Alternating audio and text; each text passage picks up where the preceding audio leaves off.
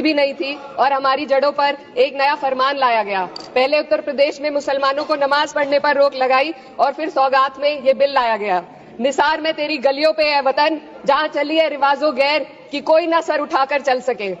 मैं सभापति जी आपको ये बताना चाहती हूँ कि ईद के मौके पर एक विधवा महिला अपनी लड़की के साथ मेरे पास आई और उसने बताया कि वह एक वक्त की प्रॉपर्टी में रहती है, वही उसके सर पर छत का काम भी करती है और उसकी रोजी रोटी भी वहीं से आती है। वो इस बिल को लेकर इतनी फिक्रमंद थी कि कहीं उससे वो उसकी संपत्ति ना छीन ली जाए।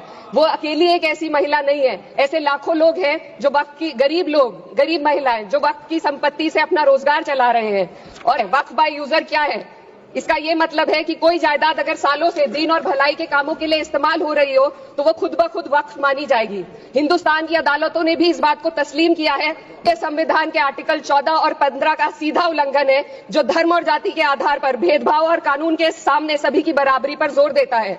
मैं इस अन्य धार्मिक ट्रस्टों पर भी ये लिमिटेशन एक्ट लागू नहीं होती तो फिर वक्फ बोर्ड के साथ ये सौतेला रवैया क्यों किया जा रहा है? धर्म को देखकर दोहरी नीति क्यों अपनाई जा रही है? सेक्शन 107 और वक्फ बाय यूजर को अगर एक साथ पढ़ा जाए तो इससे लाखों वक्फ की प्रॉपर्टी पर कब्जा किया जाएगा। इसलिए ये बिल मुसलमान की भलाई का नहीं बल्कि उनके वजूद और विरासत को मिटाने का बिल है।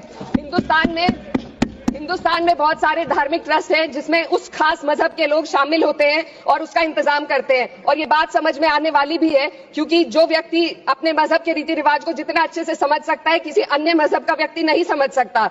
आर्टिकल 26 क्लॉज 2 के तहत धार्मिक संप्रदायों को अपने मजहबी इदारों के एडमिनिस्ट्रेशन का हक देता है, लेकिन वक्फ बोर्ड के बारे में इसको उल्टा किया जा रहा है। सर 2 मिनट सेक्युलर बॉडी मान रही है और इसमें गैर मुस्लिमों को शामिल करने की बात कह रही है। आपके मुंह से सेक्युलरिज्म की बात सुनकर अच्छा लगा, लेकिन अगले ही पल ये भ्रम टूट जाता है क्योंकि आपको सिर्फ दान देने के लिए प्रैक्टिसिंग मुस्लिम का आपने क्लॉज डाला है, लेकिन बोर्ड में बैठने के लिए मुस्लिम होने की कोई आपकी क्लॉज नहीं है। तो इससे आपकी जो दोहरी नीति है वो साफ जाहिर होती है। ये वही सरकार है जिसने राम जन्मभूमि ट्रस्ट में ये लिख दिया कि जिला अधिकारी भी अगर होगा तो हिंदू होना चाहिए। कोई मुझे बताए कि वहां पर सेक्युलरिज्म का रस क्यों नहीं घोला गया? सर आपको रिप्रेजेंटेशन देंगे।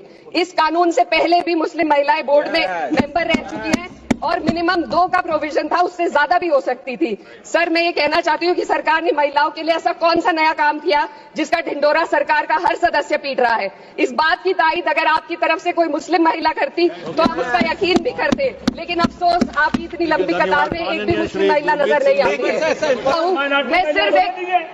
मैं माइनॉरिटी महिला हूँ, इस सदन में हम सिर्फ 2 महिलाएं हैं और उस नाते से मैं ये बात कहना चाहती हूँ कि इस बिल के माध्यम से मुस्लिम महिलाओं को कुछ नहीं मिल रहा है। हमें कुछ नहीं देना चाहते, सिर्फ टोकनिज्म हमारे नाम पर बनाकर एक नैरेटिव मीडिया में चलाना चाहते हैं। तो ये बिल मुसलमान की